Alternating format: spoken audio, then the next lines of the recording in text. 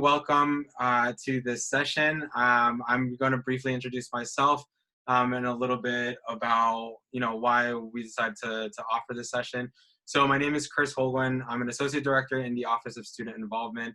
And one of the things that we really wanted to take into consideration is how you are developing as a student leader as you are away from campus. So we thought that reaching out to Father Muccino and being able to offer this session would be an important part of continuing to develop those skills. But also considering the times that we're in, not only in this pandemic, but also through the various events that are happening across our country today and have been happening for years, but also in the last couple of days into week, really being able to acknowledge what our part is in this call to action, and also considering where we go, where we attend.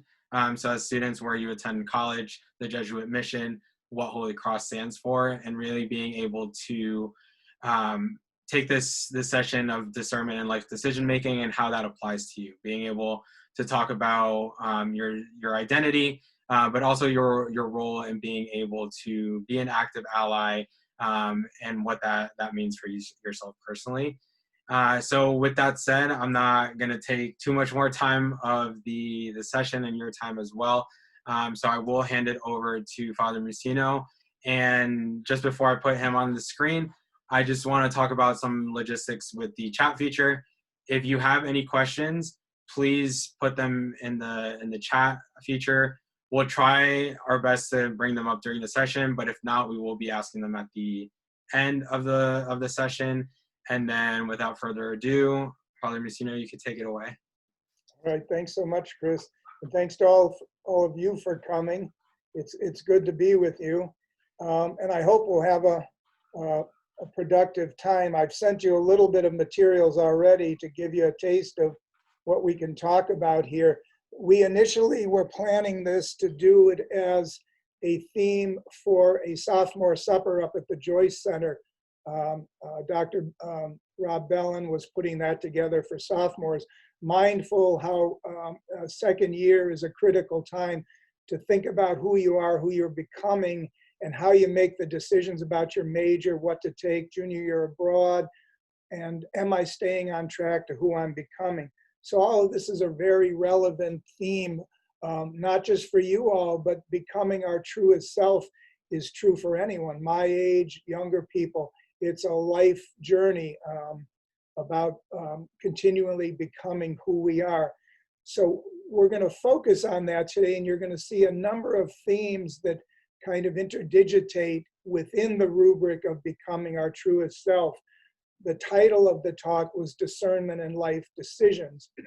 And all of that discernment and the decisions we're going to discuss are decisions about becoming you and who you've set your sights on being. And what does that mean? Sometimes we can have some misperceptions and hold ourselves hostage by a too narrow notion of what our identity is and who we're becoming and how to get there and how to stay on course. So we're going to cover that today. And actually, I'll give you some inside information that when we talk about discernment, we're going to be talking about with what Ignatius, St. Ignatius, the founder of the Jesuits, wrote about in his spiritual exercises. And the piece of that we're going to address, which really is a higher order spiritual exercise called discernment of spirits. So I call this Ignatius 404. This is not 101, but we're going to make our way from 101 up to show you the power of what 404 looks like. And I'll make some contrast between 101, and you'll begin to see why spending time at 404 is worth it. And to not have had 404 would have really shortchanged you. So we've got a nice little journey this afternoon. I want to be as expeditious going through this so we get all of what we need to get done and time a little bit to open it up for questions. I thank you for the questions you sent in your registration, and you saw that I took them very seriously and already fudged out a little bit of preliminary answers to some of those questions and sent them to all of you so you could reflect on them. So I hope that was helpful, but we'll spend more time with those at the end as need be. But hopefully some of those questions will be answered as we go through this. And you'll see how when you try to answer those, you'll be able to draw upon what you've learned today. Okay, so let's get started. I'd like us to begin by taking a second for each of us to just quietly in our mind think about what comes to mind when I ask you to reflect on the word freedom. Okay, it's a very charged, rich, poignant, multi-valent word. So I'd like each of you in your mind to think about what that word means to you.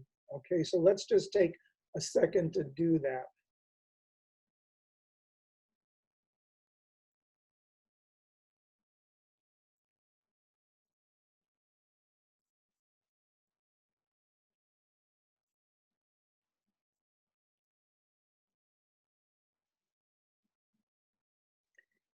If we had the time, I would open it up. When I give this talk on retreats face to face, I usually use the next 10 or 15 minutes going around the room and giving everyone the mic to explain what the word freedom evokes to you. So I'm going to try and boil down what experience has shown me tends to go through people's minds. So aptly so, given our culture right now, I think the first thing that must come to people's minds when they think about freedom right now is political freedom. The freedom to speak your mind, to migrate from one country to another, to own land, to have equal pay. All of those things are a poignant sense of freedom. But that's political freedom. And I want all of us to realize how important that is and how it still hasn't come for many people. And that's a goal we have to be working on. So political freedom.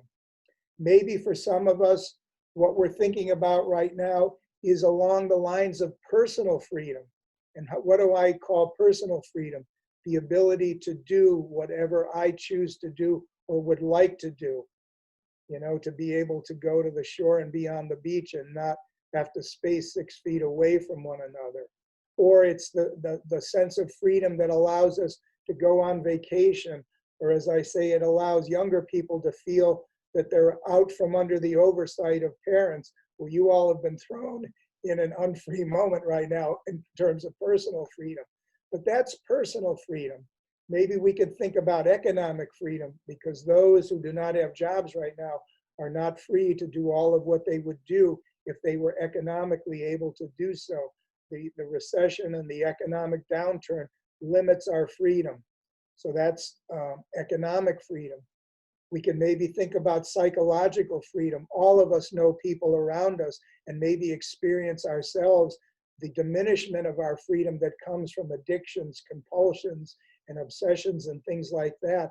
And the good news is that hopefully with help, people can overcome their lack of freedom, psychological freedom, and that's a good thing.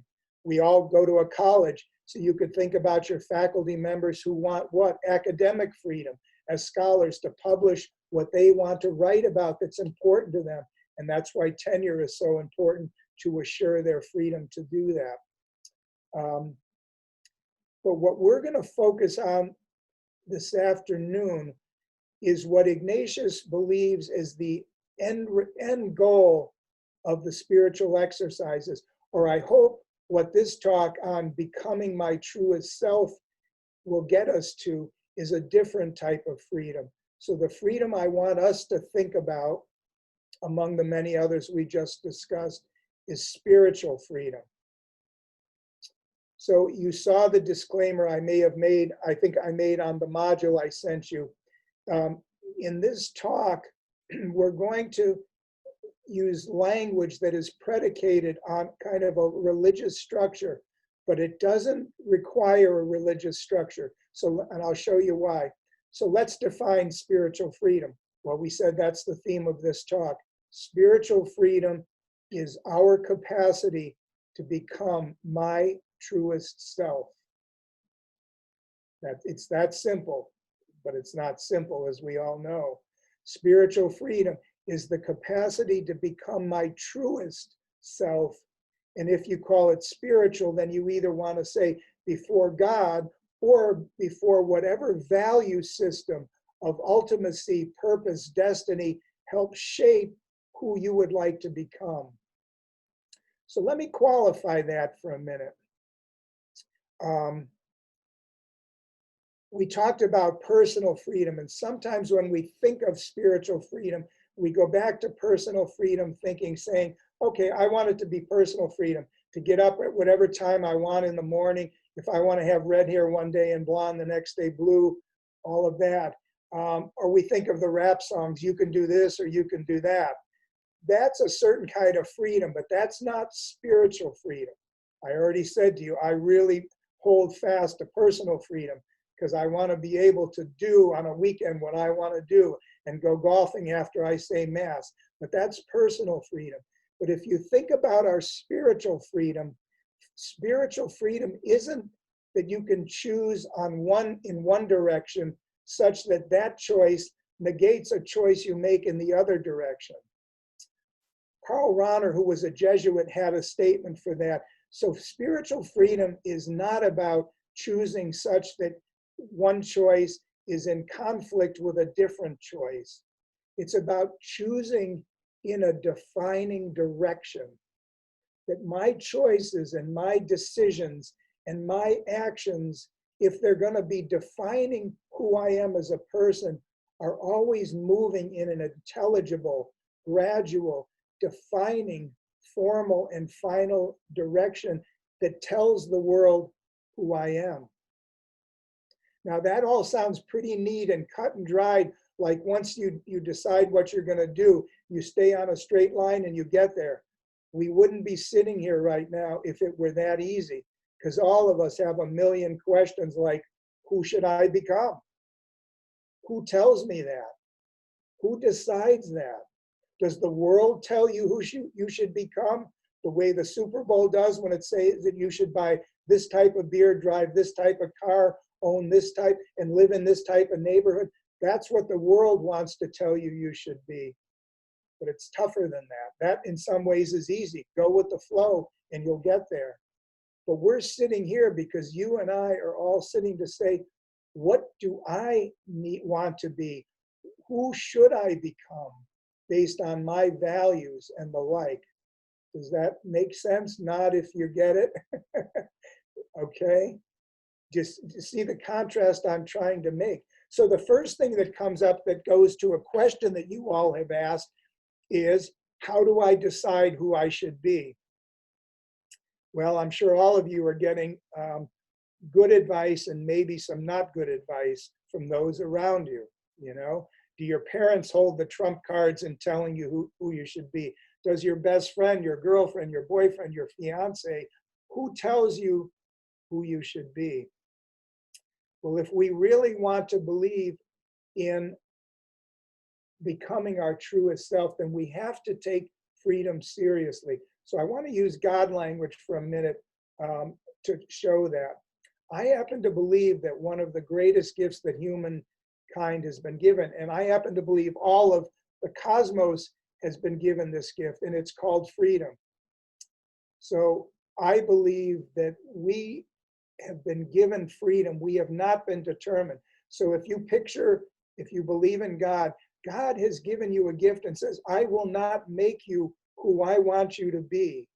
I want you to become who you believe you should be. Because if I determine you, there's no freedom, and freedom is my gift to you. So think about it. It would be a lot easier, and many of us sitting here at some point in our lives would have said, if only God or someone would tell me who I'm meant to be. I just want to know. And I've had people sit in front of me and shake me and say, tell me who God wants me to be. And I say, where do you think you're going to find that? On a billboard on 290? You know, at the bottom of the hill? That answer is in your heart. Okay, so that we've got to trust and take seriously who we are meant to be has to be our discernment, our decision. So that's step number one. So we're all on the hook for having to take seriously making that designation, setting our sights on a goal. Okay, so you'd say, well, when do you do that? Well, it begins from the day you began thinking you wanted to be a nurse, an astronaut, the president. That's part of our hearts saying, what's possible for me? And what is the right thing for me? And deciding that is a discerning process. So we have to take freedom seriously. So basically, I would like to think about what we are now going to tackle when I bring up the module in a minute as we walk through this, is we are responsible for naming as best we can, and it's an evolutionary process to say, okay, I think I want to be a lawyer. Okay, so I'll be pre-law and I'll take the kind of courses, I'll take the LSAT, I'll take and all that. And it's an evolving thing, and maybe that will change. Maybe you'll say, no, maybe I don't want to do that. Maybe I want to, switch majors and go into business, or, go into pre-med and end up deciding I want to be a nurse practitioner or a vet. So we have to give our freedom some room to breathe, because it will not happen immediately. And many of you ask questions, how do I know when I'm on track towards a destination I've set for myself? Well, we have to keep discerning that, keep testing that out. Make sense? Couple of nods. Does it make sense? Am I setting the stage for what we're doing here? Because this is serious, but we're going to try and give it a direction. Thanks for the thumbs up, Christelle. Another thumbs up. Okay. So once we begin taking this seriously, then we've got to reflect on our story, the story we're writing. So we begin writing it in chapters by choosing a major, choosing our activities. Do I want to be on a team, volunteer, work for SPUD, work for Worcester, building all of those abilities and skills that begin to define who I am in moving forward. Remember, Rauner said, it's not you can do this. You can't just do SPUD and do this if it doesn't tell the world who you are. If you're doing what you're doing, you should be doing each of those building blocks, moving in a direction that tells me who you are. So I want to be able to look at you, if I'm your advisor, to say, okay, you chose this and you also chose that. That makes sense, because they're working together, moving in a defining direction of who you are.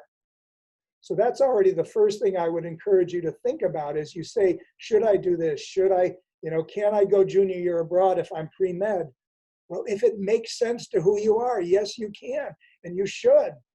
But if it doesn't make sense, if it's about going to party in Bavaria versus, getting a good score on your MCAT, then you got to decide, well, who am I? And am I taking ownership of this? Okay, so let me,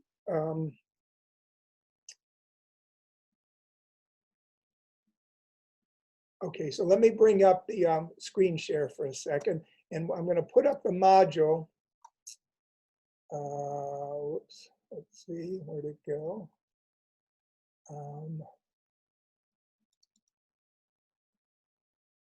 So let me bring something up here. Hang on, it must have shut up. Okay, so can you all see? Whoops, wait a minute now. Let me get back. I'm bringing up the module in a minute. I can't see you. Okay, so let me stop sharing. Did you all see the module or no? Okay, when I go into the module, I can't see you. Okay, so trust me now, I'm going to bring up the module and I'm not going to read it verbatim to you, but I want to scroll through it and emphasize the process that lays out discernment, decision making, and how we stay on course, how we validate it. And we're going to conclude by giving you some examples to test your decision making, to test if you're on track, and really see about discerning spirits. Okay, so I'm going to go back to the module now and share that, and you'll just have my voice. Okay, let me do something here. Okay, I actually can see some of you. Who do I have? Open the screen. Okay, so we can see that now, not if you can see the screen, okay? All right, so I'm gonna scroll, so let me move down now. So let's start the building block. What I've already just told you is that we have to choose a destination. So who am I called to be? That's the question we're gonna answer. And we've already talked about spiritual freedom, becoming my truest self. So here's the ultimate existential reality. Who you seek to become, if it's going to be you being your truest self, then the answer to that question has to come from you. And that doesn't mean you don't seek out advice, that you don't go to your advisor, that you don't listen to your friends and your parents and all of that. But when you get caught wondering if you're on track, if you're not doing it based on your decision or you're doing it from someone else, then you're going to wash ashore on the beach and get stranded. Okay, so the first premise is it must be your choice. So you all have to sit and make that big existential decision. And that doesn't mean you need to make it overnight. It means that you have to take it seriously and take all the clues that are going to fuel your imagination and your decision-making process to tell you what you're choosing to do. And the second caveat I would give is not only is someone not going to tell you the absolute thing you should do, you have to decide that. The other thing that hangs people up is to think there is one and only one right thing for you to do in your life. Well, I happen to think your generation, unlike mine, is more likely to handle that. My generation, you went into a profession, you got a job, you moved into a neighborhood and you never moved. Everything stayed the same. But that's not reality anymore. That our lives shift when circumstances happen, when opportunities come, when tragedies like COVID come. That changes our life. So we have to be more flexible in understanding what my truest self means. It means agility and flexibility and a willingness to deal with change and transition in our lives as we become our truest self, as we change often. So there's a saying from Cardinal Henry Newman: to live is to change. Now, some of us are afraid of change, but listen what he says: to live is to change. To live well is to have changed often. That doesn't mean we change like a chameleon every 30 seconds and become yellow and orange and green at a different moment. But even chameleons don't change colors randomly. They do it. Why? For survival. It's intentional. It's purposeful. So too with us, we have to be agile. Okay, so who are we? What is my identity? So let me just make a quick but very important point. In this talk, we're going to be talking about making decisions that tell me who I become. And that's what I call our individuated identity. And what does that mean? It's that part of who we are that is shaped by my choice. Part of your identity is a crusader. Why? Because you made a choice to go to Holy Cross. That's who you are right now. 14 years ago, I was at Georgetown for 10 years. And when my provincial said, I'd like you to move and grow, I moved. I gave up my job at Georgetown, and I still didn't know where I was going. When someone said to me, who are you? I didn't know what to say. Why? Because all of my identity was wrapped up in Washington, D.C. at Georgetown with my teaching, my medical practice. So that's a good thing because we're meant to make those decisions and choices. But we need to be careful with too narrow a view of our identity, because when something changes in our life, like a provincial telling me, I want you to grow, and I ended up in Chicago, my whole identity changed. So we have to be mindful that we have a very fluid but critically important identity that is based on my exercising my freedom through my decisions and actions subject to my circumstances. And all of our identities have changed because of the circumstances around us. Another way to look at our identity that's a little more permanent is based on what I find valuable. So if someone says to me, who are you? And I've given up my job and I say, I don't know. But what I can tell you this is I value this, I value this, I'm about this. I will always be a Yankee fan and that will never change. Okay, so you see there's a little more stability. So I'd also like us to think from a religious standpoint that we have another identity that grounds all of those. And that's the identity we are given, that we receive from God, who turns to us and says, "You are my beloved creature." Now that's religious language. So some of you who may not be religious might say, where is your identity in some way connected to something beyond you? And how in the choices you make, going to Holy Cross or Georgetown or Washington or Chicago, how are they governed by either your values or your spirituality? Okay, and let me show you an image that makes sense to me, because this is what I would argue, that in making the choices up here about what you're going to major in, what your career is going to be, where you'll live, who your spouse is, all of those necessary, freely made choices, I would argue, are made and are grounded better when they grow out of the soil of you trusting and believing in your received identity, this irrevocable identity that you are valuable and worthwhile and meaningful, even when all of these things change. So like I said, when I had given up my job at Georgetown and was still waiting for my next job, I had no idea who I was, but I could say to myself in my heart, I know who I am before God. And if I believe that, then that becomes the soil. So I call this dirt my creaturely identity as loved by God, out of which grows my best made, freely made, well-discerned choices growing out of that soil. If you don't have that soil, then I would argue that these choices, decisions, and actions can be a little harder to make or aren't grounded. There's nothing anchoring the roots. Does that make sense a little bit? Okay, so that's identity. We got to keep moving now. So now we say, okay, given that I have a sense of the different aspects of my identity, I now have to pitch my sails and decide, where do I want to go? So many of you are thinking, what do I want to be? Do I want to go into business? Do I want to be a nurse? Do I want to be a physician? Do I want to be an entrepreneur? You have to own that and say, okay, that's what I would like. So you could tell your advisor what you want to major in, and then you can decide if you can and should do junior year abroad. So you set your destination, but you've got to sail there, and you are in the moment of your life of navigating your sailing and making those choices. But you have a right to say, okay, sometimes sailing is hard. How do I stay on a straight line to my destination? If I have multiple choices, which one? If I get on the road and now I've got two paths in the boat, which one do I take? That's tough, okay? So how do we stay on course? How do we keep on track? Okay, so now we're going to see the genius of St. Ignatius. Most of us think to do that, we have to be smart and intellectual and get into our minds to think about what I need to do.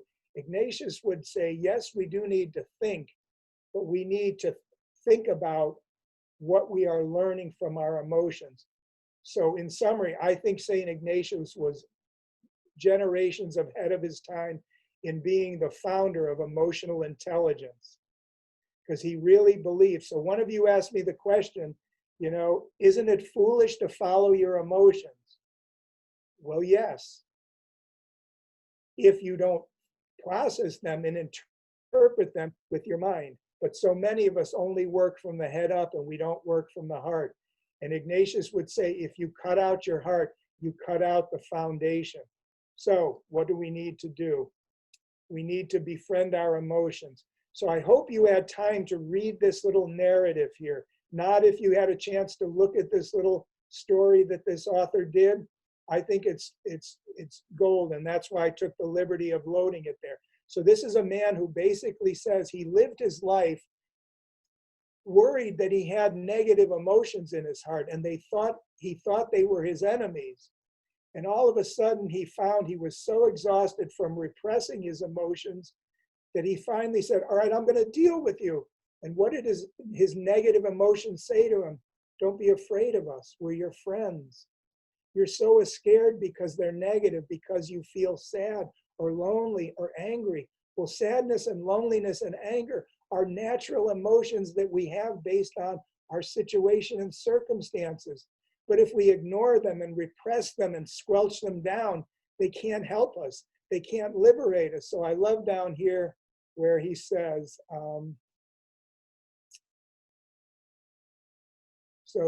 I realize I'm not going to resist you any longer. And then he talks to his emotions and they say to him, we're not your enemy. You're friends. We're here to help you. We want to help you work through the struggles of your life. We can do things inside of you that happy emotions might not be, or enthusiasm can't do. So dealing even with challenging emotions can be liberating for us. So the point is we need to take emotions seriously. So we have to attend to all of our emotions, not just when we're happy and smiley, but when we're worried, anxious, okay?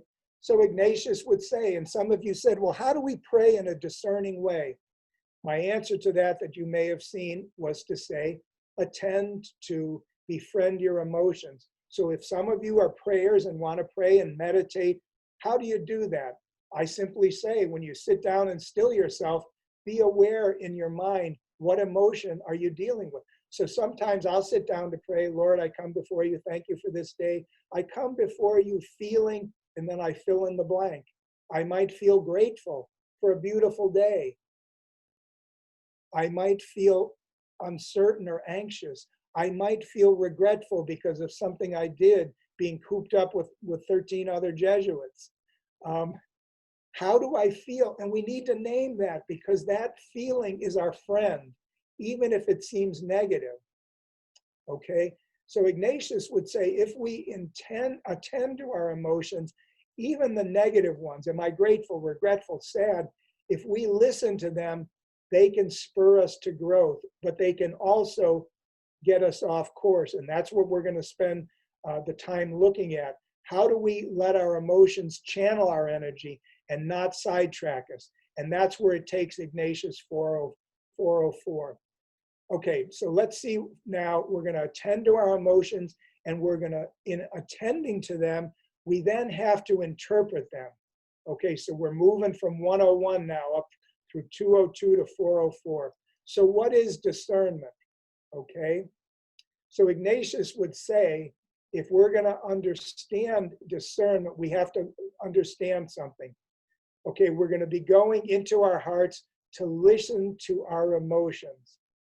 So the temptation is we all want to just stay with positive emotions. So it means we hide our anger, our guilt, our regrets, and we just want our happies, our smileys, and our friendlies. But that's not a good thing, because staying on track and getting to my destination and figuring out if I'm on track, we can figure that out by listening to how I feel on any given day when I think about my life journey. But we have to take it all in.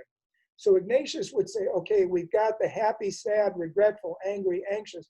All of those are important emotions. But Ignatius now wants to ramp this up by narrowing it down. And Ignatius says, we're now going to focus on two emotions. These are universally expressive emotions of the sum of my being. And he's going to say, we want to just focus on, am I feeling consolation or desolation? And they're a little different from happy. Consolation means feeling right with the world, right with myself, right with my choice, right with my direction, right with my final decision. Or am I feeling desolation? And what is desolation? Well, desolation can take many forms. Am I feeling questioning, doubting, restless, uncertain? See, that's desolation. Okay?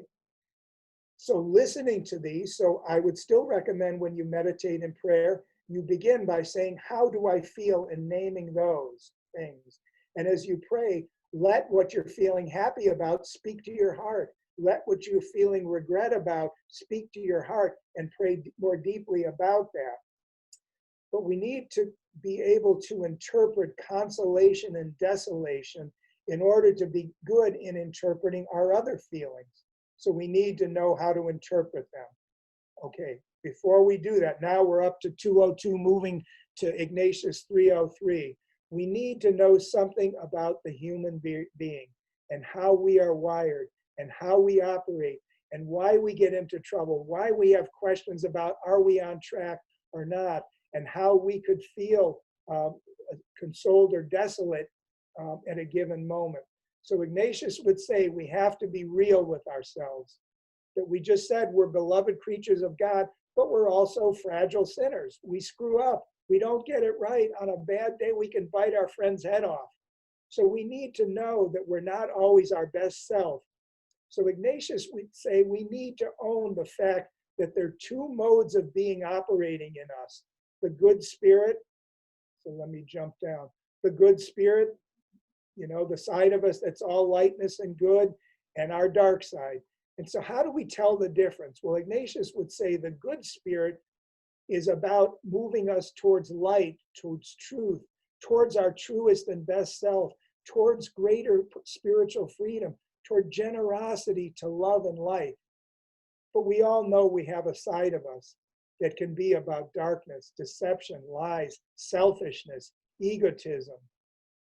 So we have to befriend both of those. And Ignatius would say the beauty of this is that when God says, you are my beloved creature, God is saying, you are my loved sinner. I know you have a dark side to you, but I love it into goodness. So attend to your good side and grow that. But be aware that we all have the capacity to fool ourselves, to deceive ourselves, to put up a good face that isn't the truth. And we need to be able to make that spirit go away and the good spirit become foremost. Now, I love this image. So, Ignatius, we would say that our evil spirit, our dark spirit, would like to appear like it's our friend. And you see, what is our friend doing? Stabbing us in the back. So that isn't necessarily just Satan or the evil spirit outside of us. And, you know, Pope Francis has said we need to take seriously evil in the world. And we do. But we also have to take seriously that within our own hearts, we can fool ourselves, we can deceive ourselves, that we have our own evil spirit that wants to get us to be our worst self, that can not have our back or have our back in the wrong way. Okay, so Ignatius would say that, you know, this sounds pretty pessimistic, talking about an evil side and a good side, but Ignatius was always a pragmatic optimist. He would say, knowing that we have the good spirit and evil spirit, we're not doomed to failure by the deception of our dark side, but we need to figure out its logic. And that's what discernment of spirits is about, understanding the logic of our dark side. And we're going to spend time talking about that. So now let's see what we want to say. So here's a prayerful Ignatius. Okay, so in order, now that we know that we're going to listen to our emotions and we're going to focus on the primary emotion of consolation or desolation. So we're going to say, let me take inventory on myself right now. Where do I think I am? Am I in a moment of consolation or am I in a moment of desolation? And we heard it's not a bad thing to name if you're in desolation, because we can work to move ourselves through it. Okay? But we're going to see we have to be mindful that consolation and desolation can masquerade in our lives. We have to interpret whether we're in true consolation or false consolation, and I'll come to that. And are we in helpful desolation or truly off track? So let's look at the schematic here. The key to this, the door to unlock the interpretation of consolation and desolation means before I sit down and say, where am I? Which one of those two am I in? Fueled by praying over what other emotions we're having. But as I boil it down to those two are going to help me know if I'm sailing towards my destination and what choices I need to make. We have to do one thing first, and it's an honest appraisal of where my life is right now. So Ignatius would say we need to ask ourselves these two questions. Am I going for what for me is from good to bad? Or am I going from bad to good? Okay. So we can all do that in any moment where we sit down and meditate or take stock of our lives. You know, the incline is a little steep here. Most of us aren't on this steep an incline in our lives. Okay. Neither are we doing, you know, getting a Nobel Prize by going all the way up here, nor are we going down to the dregs in this. So our lines are a little flatter, but because they're flatter, that actually makes it more important for us to discern that. Why? Because if our incline is just slightly tilted, or let me put it another way, most of us would not want to be on this incline, right? Our conscience, our instincts are going to tell us, run away, like Monty Python, run away. We would run away from that. Most of us are not going to be mall murderers with an AKA. But think about what the evil spirit inside us or outside of us wants us to do. Just confuse us enough to think we're on a good path when we're not. See, if I was your enemy and I wanted to sidetrack you, I wouldn't put you on this course because you wouldn't be at Holy Cross if this was your destination. You want to become your best self, your truest self. So the evil spirit's going to say, all right, I got a goody-goody person, but I want to screw them up. And how do I do that? Telling them to do this? No, I want to tell them, be your less best self, be your okay self, be your sort of good self. And then I've held you back. I've got you imprisoned in your less best self. So I hope you get my point. This is the easy stuff when we're doing these. All of our lives are slightly pitched in a direction that we want to make sure we're correcting and going on track with that sailboat we just looked at. So why is this important? Knowing which direction my life is moving at any point in time when we sit down and take stock of ourselves is the key to my interpreting myself when I'm in consolation or desolation. So let's now we're in 404. So let's give some examples. And that's why I wish we were in a room together where I could give, call on one or two of you and let's have you do an example. So let's try some examples. So we take stock of ourselves and we believe we're going from bad to good. So I'm moving toward the good. And if I sit down and pray and say, am I feeling consolation or desolation? And lo and behold, I discover I'm moving towards the good, feeling desolate, restless, doubting myself. Who is that? Is that the good spirit? You're on track, moving in the right direction. Is your good spirit going to say, don't do that? No. The evil spirit's going to come and say, why are you doing that? Come on, who are you doing that for? And the evil spirit will make us doubt ourselves, change course, sidetrack what we're doing. See, that's the enemy. So if I'm feeling desolate, but I know I'm moving towards the good, then I wish I could put the mic on and ask you what you think. Are you going to change course or stay on course? So I'm going to say, are you going to change course? Yes or no? No. No, because you trust in your heart, you're doing the right thing. You just got through meeting with your advisor. You just visited your best friend and family. They say, good for you. You're working really hard and that must be tough. You must be tired, but you're doing the right thing. But if you're feeling desolation, that's the evil spirit, okay? So Ignatius would say, in that instance, we do have to realize that moving in a good direction takes work. At the end of my day, when I was working out in Chicago, after a full day of work as an administrator, and I had on Monday nights to get in my car dead tired and go down to a free clinic where patients with no insurance were being seen by the students and me together after work. Well, when I got in that car, I felt a little desolate. Why? Because I was tired. I was questioning myself. The evil spirit was saying, you just worked really hard. Why are you doing this goody-goody stuff? Just go home and justify you've put in enough of a day. And what's the antidote to that? To say, no, my heart says going there is the good and right thing. And when I would get in the car coming home at the end of that, I was at peace, no longer in desolation. So so when you're in desolation, but you know you're doing the right thing, stay the course and keep doing the good and right thing. So look what I said here. Desolation, if we're doing the good, right thing and we prevail through it, strengthens us, keeps us on track, makes us realistic, helps us to be humble, and reminds us that we don't do the good thing for just warm and fuzzy feelings.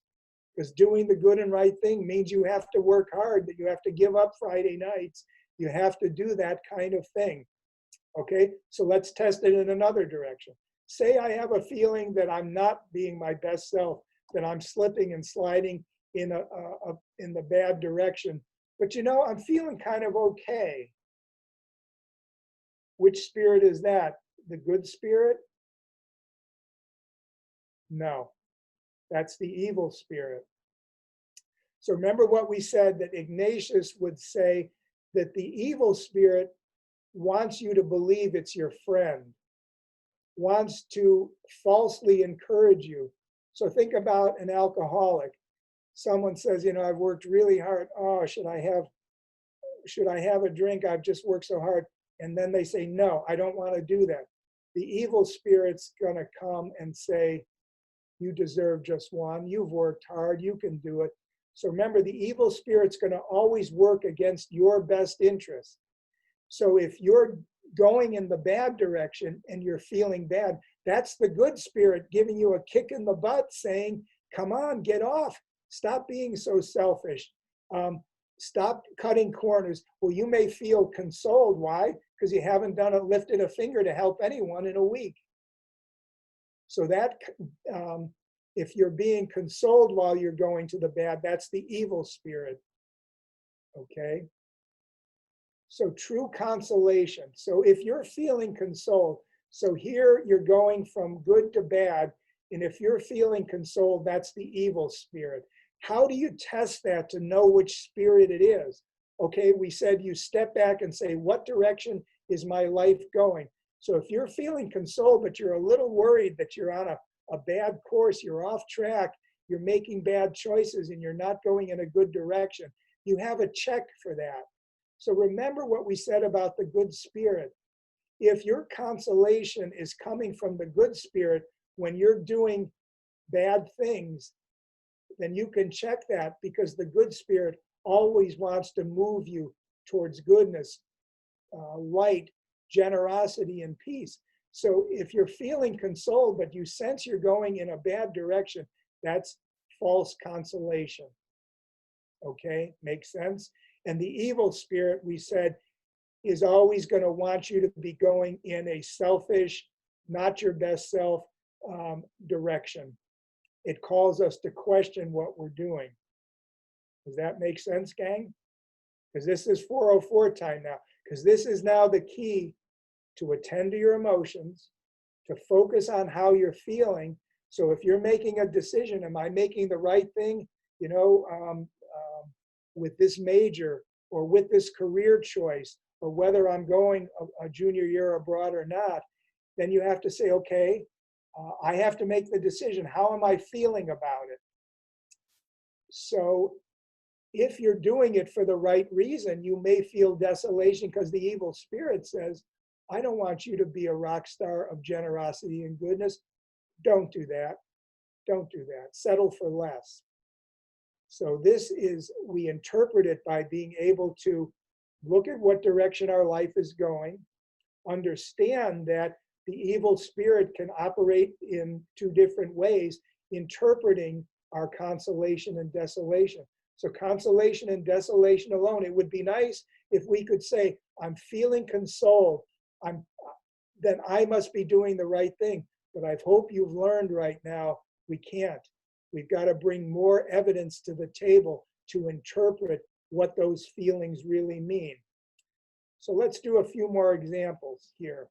Okay, so we already did a couple of these. So if I'm going from bad to good, and I'm feeling consoled, Remember what we said. How do I check that? So I'm going in a good direction. I'm feeling consoled. Well, the evil spirit would not want me to be going in a good direction. So that has to be the good spirit. And the message is keep it up. Make sense? Okay. Then if I'm going bad to the good and I'm questioning myself, doubting myself, that's the evil spirit. And the message there that the evil spirit doesn't want you to know is I don't want you to succeed. That's why I'm making you feel restless. I want you to change your mind and justify that and say, yeah, no, I really can't do that. Well, maybe you're worried about something because you don't think you can do it. But the evil spirit say, no, you can't, but maybe you can. And I'm reading a lot of pre-med personal statements of people discerning that right now. And they discover, yeah, I can, and I don't want to give up on this. Okay, maybe we're going from good to bad and you're feeling desolation. Okay, so you're going from good to bad. Remember, the evil spirit's going to want to say, keep it up. I've got you. You're doing exactly what I want. Well, the evil spirit's not going to make you doubt and question that. That's the good spirit kicking you in the butt and saying, get back on course. Become less self-centered, less egotistical, less selfish. Yeah, it's going to take work to be a good person. So you're going to be tired and you won't have as much time with your family and friends. But if you're going to do the right thing, that's tough. And if you're doing the bad thing, the good spirit is going to say, get going. And similarly, if you're going from good to bad and you're consoled, and we said that's the evil spirit. And the evil spirit is not saying don't change a thing. That's a mistake. And I wrote down here that please note in the bottom right box here, when we're going from good to bad, the evil spirit wants to console us as if we're on the right track. The evil spirit wants to think we don't need to change a thing. That's what this means. The evil spirit is saying don't change a thing. The answer to that, the solution, is we should change what we're doing, get back on track, doing the good and right thing. Okay, so now let's bring it home, bring it into the boatyard. So Ignatius had a few final rules. Here's one of his major ones. So Ignatius would say, if you are in a stage in your life and you're making big decisions and you find yourself in desolation, do not make a life-altering decision in that moment. Wait it out. Take time. Let yourself get back into balance. So think about it. If you're feeling kind of crummy and you're about to say, am I going to commit to pre-med? Am I going to apply to the committee? Am I going to take the LSAT and am I going to do that? Am I going junior year abroad? And you're feeling crappy, give yourself a little time making that decision. Why is that? Ignatius would say, in desolation, we lack the balance, the peace of mind, the equanimity to assess our choices properly. That doesn't mean you're going to ultimately have to make a decision at some point. All it's saying is you want to make the right decision, and in desolation, that's not the time to do it. So what's the solution? Continue to do what you know to be good and right things, and wait for consolation to return, and then make a decision. So I'll come back to this in a minute. So the final things that Ignatius would say are very practical. If you're feeling in desolation, hang in there, because consolation awaits around the corner. If you can hang in there, be patient, continue doing the right things as best you can. The flip side of it is when you're in consolation and everything's groovy, be careful, don't get arrogant, because life is life, and the evil spirit and tough things around you are going to bring desolation around the corner again, called COVID and things like that. It's just part of the fragile human condition. So some of you asked the great question, how do I trust a decision if it means affecting a close family, personal relationship I have? And that is a tremendous question, because all of what I've told you right now comes off very individualized. How do I make my best decision of who I'm meant to become? But we have to recognize none of us lives in a vacuum.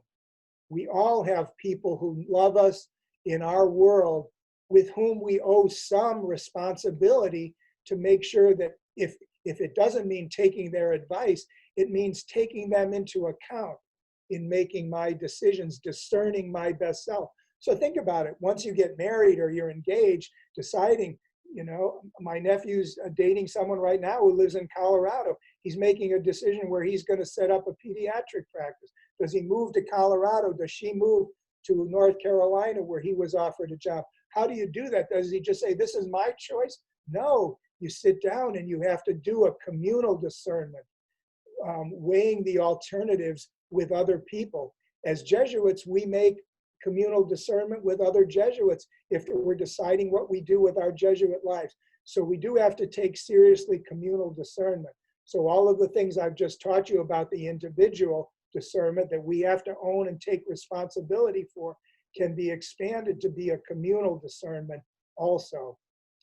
Okay, so now let me get out of this and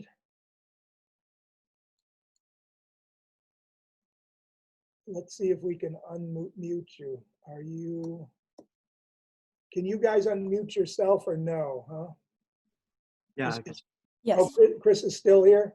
Yep, I'm still here. Okay, so why don't we, are we good with moving into questions now? Okay, because we're starting to run out of time. So let's open it to questions, and let me do this. Let me see what questions you have, and then I'll put up on the screen the questions that I answered. I have a slide of that. So how about reactions or questions to what I've said? Because it's got to come from you to make sure you get this, okay?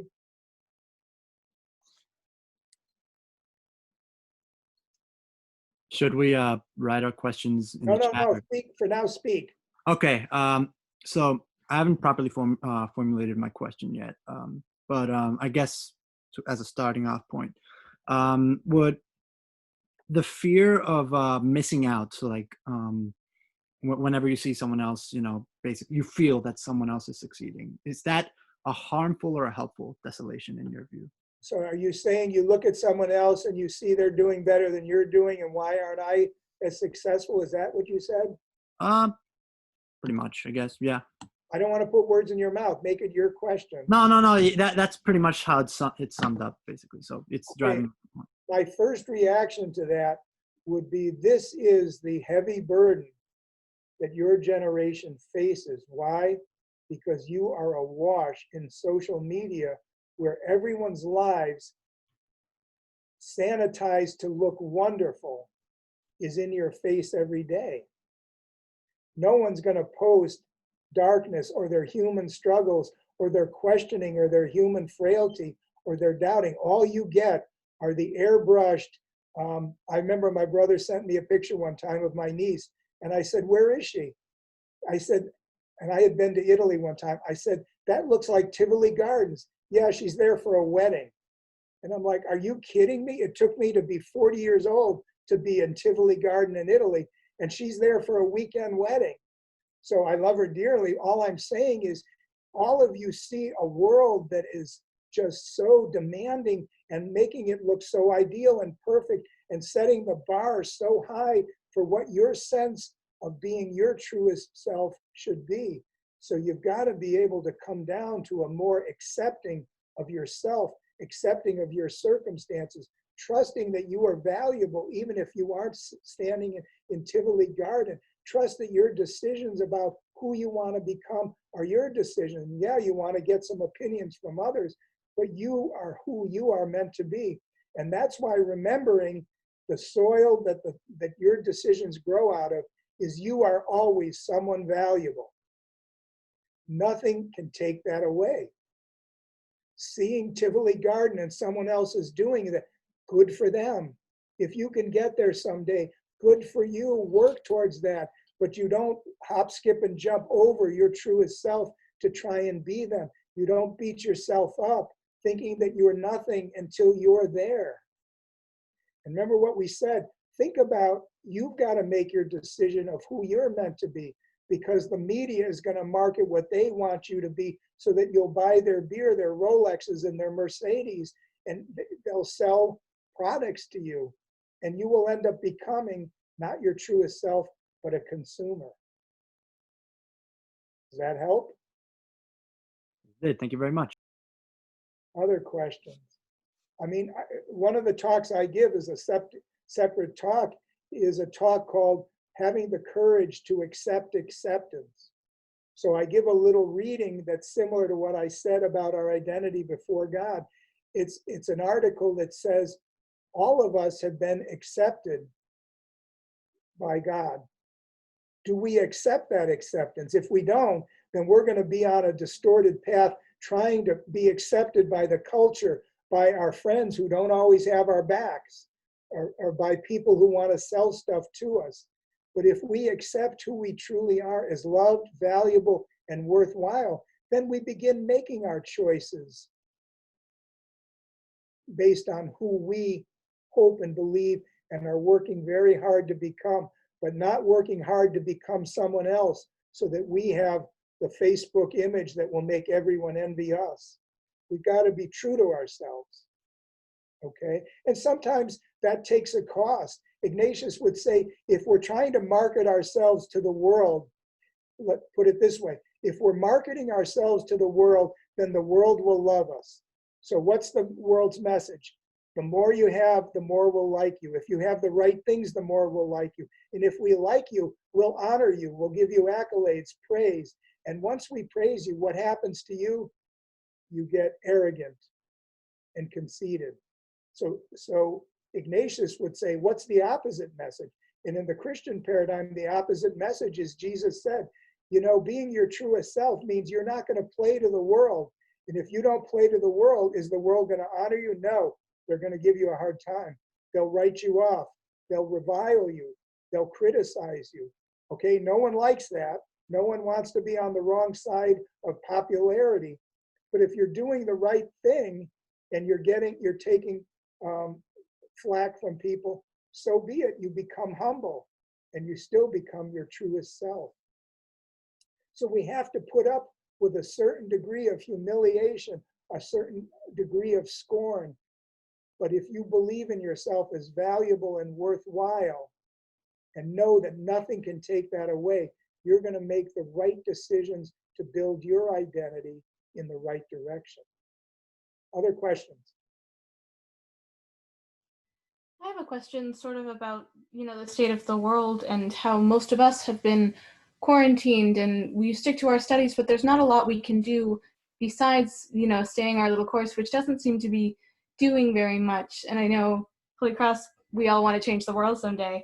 So how do you combat feelings of restlessness and uselessness when you're staying your course, but during times such as these, most ways that can help or bring about change don't really seem to be within our logical capabilities at the moment? Right. How do you deal with that kind of desolation? Yeah, I have an image for that. It's a religious image, but let me see if I can rephrase what you're saying. Everything's been taken out of your control. Everything that you had a control over, and we don't control everything, but you had a certain degree of having your hands on the steering wheel of the boat, sailing it in a direction, making decisions, and all of that gets wiped out. So what's the image that comes to mind to me in the Bible? Exile. When God's people who had, they had to work hard, and the ancient world was not a piece of cake, but they had worked hard to carve out their faith in God, their community, their values, their laws, their church, their ritual, their thanks to God. All of that they had structured. They had that in their control. But they started to get a little taking that for granted and arrogant. And what happens in the Bible? They get sent to Babylon. And in the line of the Babylonian exile, the sayings say, their captors used to say, you Jewish people, sing to us your songs. And they say, how can we sing? We have no temple, we have no worship, we have no thanksgiving, we have no cult, we have no king, we have no leader. How can we sing? Well, that was a humbling, depressing moment. No one wants to be in that situation. But in the Bible, we see that experience was meant to strengthen people, to get them to think twice about who they really were and what they valued. So when they left exile, they hopefully were transformed and changed. Now, human beings will never shed their sinfulness. So once they left exile, we were still sinners. But there's something about exile that purifies our motivations, our desires. So yeah, all of us are in a very humbling moment right now. We have nothing under our control and it feels crummy. We don't like it. But we have to be thinking in our hearts, what is that meant to more deeply call forth in me? What values is this going to change in me so that when hopefully the world becomes different, and it may never be the same, but when it becomes different and I'm empowered to go out again, how am I going to use my power for the good to become my truest and best self? That's why I would argue, I hope when we're free again, we're not just going to capitulate to being back the same old, trashing the planet, walking all over one another, being self-centered and self-interested, that maybe we will have learned that coming face to face with this situation means we don't want to waste any time about doing stuff that isn't valuable. Does that help a little bit? Yes, thank you. A couple more questions, and I want to quickly flash up the questions you asked because I want to give a point to some of the points I made in that. Anyone else with a question here? And then I want to go back on share screen. Anything about what I just showed you in discernment that doesn't make sense? Oh, so one other thing that always gets asked, how do I tell the difference between desolation, which we said is a valuable moment, we've got to name it, we don't want to dwell in desolation, so we have to interpret it to know whether we stay on course waiting for consolation to come because we're doing the right thing. How do we distinguish desolation from depression or disenchantment or disillusionment? See, that's tricky. So if I've been giving you skills to say we have to carefully interpret things, so we then have to interpret the difference between desolation and depression. So as a physician, I would say depression is different. The kind of things that are signals of depression usually mean can't sleep, can't eat, no energy, nothing makes sense. Whereas desolation is usually different. As we said, desolation, usually you're questioning, you're doubting. Usually when you're depressed, you're too depressed to question and doubt and figure out, should I be doing something else? So if in any way in your mind you think you're in depression, seek help. Seek a counselor, seek a mental health advisor, seek your spiritual director. Talk to your family. Do I seem depressed? Ask your friend, do I look depressed? No, I don't think you're depressed. I think you're just struggling with something. Okay, but be careful. If you feel depressed, seek out help for it. If you're merely desolate and you begin to get used to it, then think, what do I need to do to get out of desolation? And sometimes it means doing more of the good thing, which can be hard because doing thing means getting in your car at 6 o'clock and knowing you're going to miss dinner to go help people working in a free clinic. But I told you my desolation lifted every time I got back in the car at 9:30 at night and went home. I couldn't have been more joyful because I was doing the right thing. With depression, that won't happen.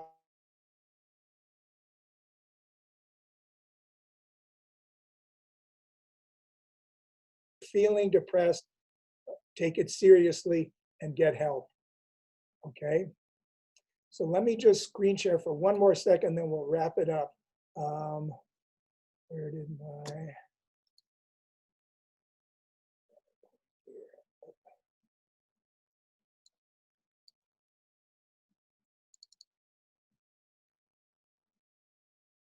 So are you seeing the Q&A now?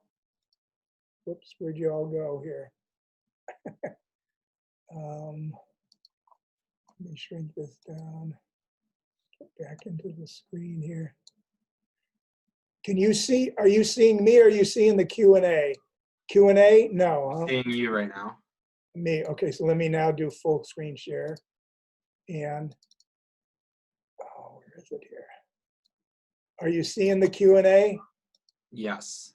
Okay, so let's just quickly see what some of your questions are. So how do you pray while you're discerning? Pretty straightforward. Sit quietly. Begin to notice what you're comes to mind, but we've already said, attend to your emotions. How am I feeling? What am I feeling? And if you think about that a little, then not just the feeling, but what you meant to think about and pray over will begin to surface. If you're feeling, grateful, then maybe you want to pray over what you did right that day. If you're feeling regretful, own that and begin to say, what happened that gave me those feelings? Oh, okay, I bit my friend's head off. Why did I do that? Well, I didn't sleep last night. Okay, fix your sleep habits. So I would say, attend to your consciousness, attend to your feelings, and then say, where is this feeling guiding me? Okay, makes sense? So I'm telling you, you can pray over whatever you want, but praying through your emotions, we've just said, are the royal road to help you decide if you're on track. Next question. Some of you said, how can I be a competitive applicant? And I see that for jobs and for programs like schools, med schools, law schools. How can I be competitive when COVID means I can't get any experience? Well, welcome to the crisis right now. So how can we be creative? So think about how you can begin to either get skills or showcase skills that are going to be relevant to the world you're going to face. So I talked to my own doctor yesterday and I said, how are you giving care in telemedicine? He said, I don't know if we're going to be able to put the genie back in the bottle. So we're teaching our residents how to do telemedicine. If someday we're face to face with people, that'll be fine. We'll teach them how to be sensible and empathetic.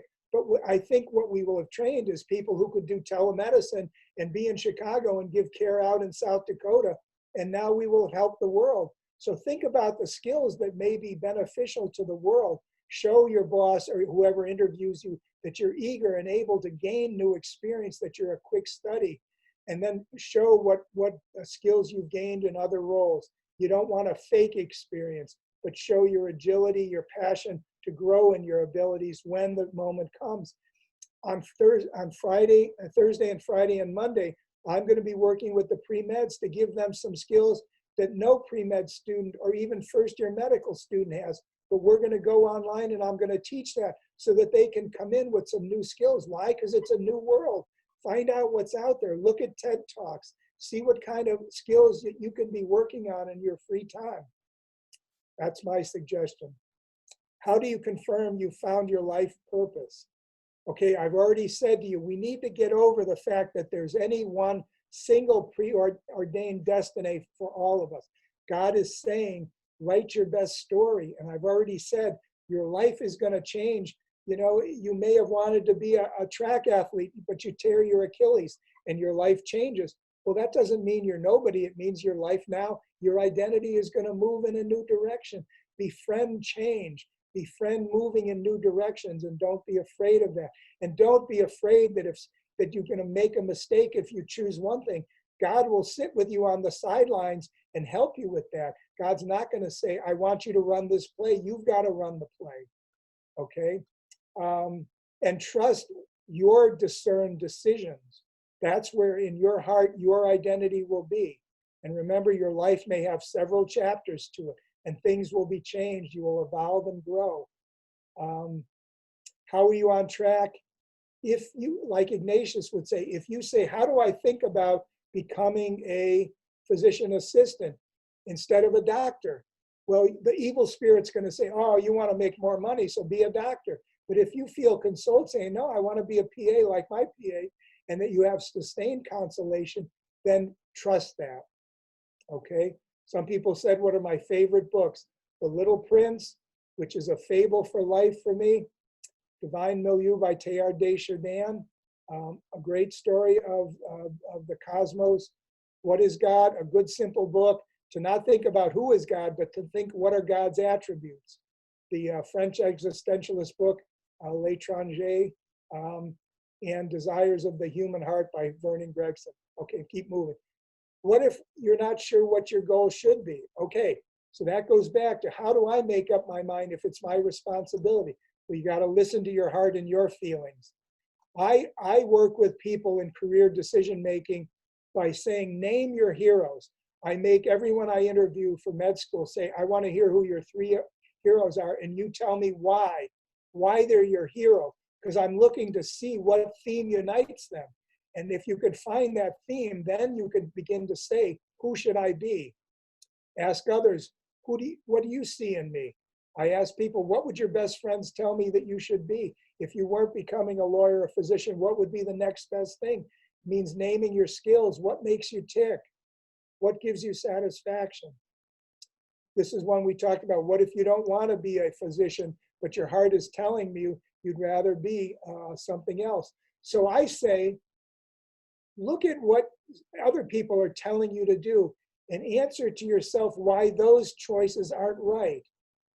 And really name, I don't want that because, and then see what the because tells you, that what should you be then if that's not right? And then finally, the last two, is it worth making a decision that can cost a relationship?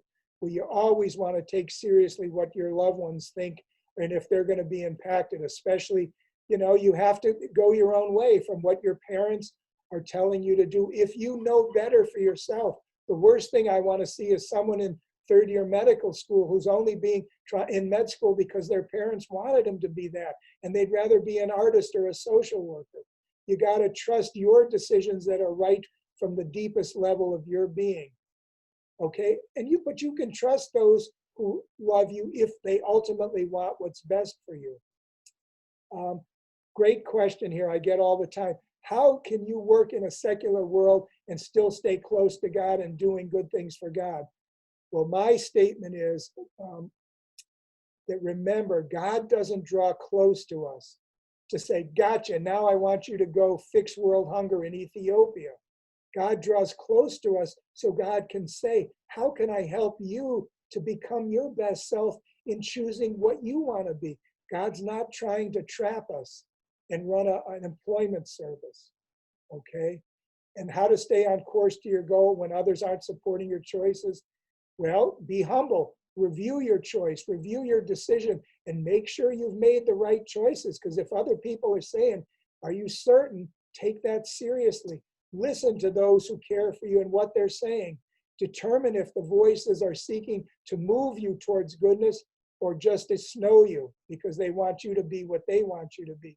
And then step back and decide if you need to adjust course. And finally, the question we say, is it foolish to follow your heart? Is this a wise thing to do? And the answer is you're meant to follow both, but we don't spend enough time with our heart. We get in our heads too quickly. Our heads are there to help interpret, as we just did, interpret what our hearts are telling to us. So thinking only in our heads without tapping into our feelings, that's not good discernment. Interpreting what your feelings are telling you takes your brain, takes rationality, takes reasoning, and will help direct what your heart is telling you in the right direction. All right, gang. Any last questions? Chris, where are we? No, I think if anybody has any last questions, I'd ask them right now. If not, I just want to thank everybody for coming to the session, and also Father Muccino for giving such a great presentation. And just know everybody that's participating, if you have any follow-up questions, please reach out as well, so we can address those. And please be on the lookout for a couple more programs, not just from our office, but also including Father Muccino. As for those of you who are in student leadership positions, we'll be hosting a session at the beginning of July titled Dynamic Teams and Dynamic Teams and Effective Leaders. Leaders. Yeah, it's teamwork, because teamwork's becoming critical in our world.